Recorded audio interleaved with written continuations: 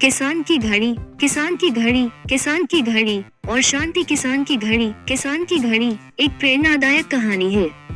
एक गांव में एक किसान था। किसान एक दिन अपने अनाज की कोठी में काम कर रहा था। काम करते करते हैं उसकी घड़ी कहीं खो गई। उसने कुछ देर तक अपनी घड़ी को ढूंढा, घड़ी नहीं मिली। मायूस हो गया, और मायूस होना सही भी था। उस घड़ी को किसान के पिताजी ने उपहार स्वरूप दी थी। उस घड़ी से किसान का काफी लगाव था। एक बार फिर अपनी घड़ी को ढूंढने की कोशिश करने लगा। अनाज की कोठी में बहुत देर ढूंढने के बाद भी घड़ी नहीं मिली। हताश होकर कोठी से बाहर आया। बच्चों के लिए इनाम, प्लीज चैनल को लाइक और सब्सक्राइब जरूर कर ले। उसने देखा बाहर कुछ बच्चे खेल रहे हैं। उसके दिमाग में आइडिया चलने लगा।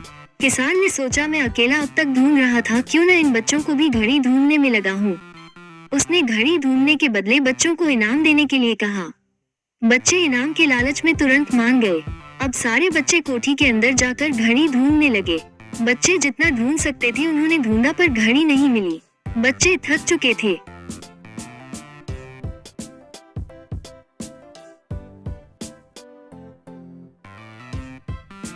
उन्होंने हार मान ली। किसान भी अब थका और हारा महसूस कर रहा था।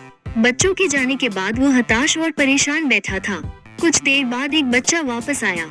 आकर किसान से बोला, क्या मैं फिर से घड़ी ढूंढ सकता हूँ? किसान ने कहा, ठीक है।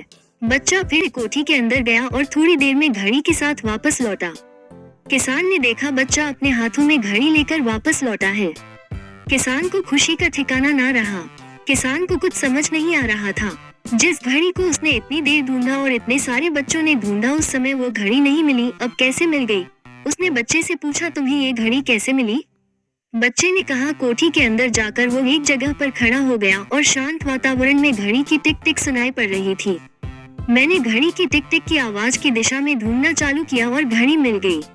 किसान ने बच्चे को पुरस्कार दिया और हृदय से आभार व्यक्त किया। अब किसान खुश था। किसान उसे उसकी घड़ी मिल चुकी थी। अगर आप अभी तक चैनल को सब्सक्राइब नहीं किए तो प्लीज चैनल को लाइक और सब्सक्राइब और शेयर जरूर कर ले। किसान की घड़ी, किसान की घड़ी कहानी की सीख। इस कहानी से हमें सीख मिलती है, शांति हमारी सफलता के लिए जरूरी है। शांत चित्त रहकर ही हम सफल हो सकते हैं। जय श्री राम जरूर लिखिए।